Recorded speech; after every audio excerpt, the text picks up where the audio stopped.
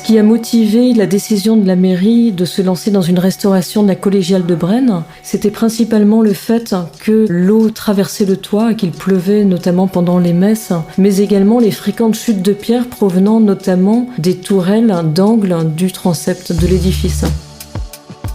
La mairie de Braine nous a confié, en tant qu'architecte en chef des monuments historiques et agence de restauration de monuments anciens, la mise en œuvre et la définition du projet de restauration ainsi que le suivi du chantier. L'objectif était principalement d'établir, en complément du diagnostic, une critique d'authenticité et une définition très précise des valeurs patrimoniales qui font la spécificité du monument en vue d'une restauration le plus finement adaptée possible. Le projet préparatoire à la restauration de la collégiale nécessitait que l'on puisse scinder, donc organiser les travaux en amont selon les différents lots, c'est-à-dire selon les différents corps de métier qui allaient intervenir sur le chantier. Les maçons tailleurs de pierre, les sculpteurs, restaurateurs de statuaires, mais également les couvreurs, les charpentiers et les maîtres verriers. Toutes ces entreprises sont très bien coordonnées entre elles. Notre travail est de coordonner également leur travail en amont, au moment du projet, au moment de la préparation du chantier, mais aussi à chaque étape du déroulement des travaux. La réussite d'un chantier de restauration comme celui-là tient dans la très bonne coordination et l'harmonie entre les différents corps de métier. Un chantier de restauration de monuments historiques ressemble ainsi à une œuvre musicale dont la réussite tient en grande partie à l'harmonie de l'équipe et des personnes qui la composent.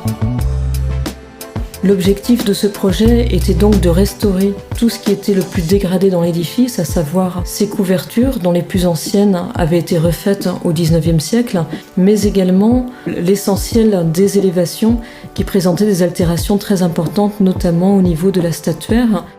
Nous étions confrontés à une problématique importante au niveau des 4 tourelles. Outre le problème des crochets qui se détachent, présentaient des déformations importantes au niveau des flèches en pierre. C'est la raison pour laquelle l'entreprise de taille de pierre a été missionnée pour déposer une à une, puis remplacer les pierres et enfin les remettre en place les unes après les autres, assise par assise. Dans ce contexte, les 4 tourelles d'angle étaient à leur base, au niveau de leur corniche, équipées chacune de 8 chimères extrêmement intéressantes.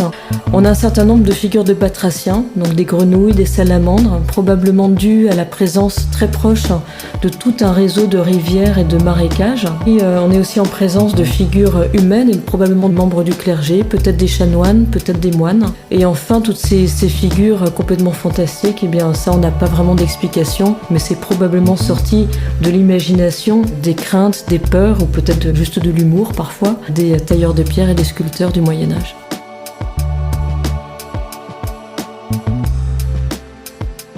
À l'issue de cette restauration, la collégiale de Braine, débarrassée de ses mousses, de ses lichens et de toutes ces altérations liées à la vétusté des matériaux et aux outrages du temps, montrera une image unifiée, une image beaucoup plus harmonisée qui permettra de très bien et davantage lire l'architecture. C'est-à-dire que ce qu'on ne pouvait plus lire, ces lignes de force, ces lignes directrices, la beauté des silhouettes, la finesse du décor, et bien finalement l'architecture va à nouveau se lire et se faire comprendre.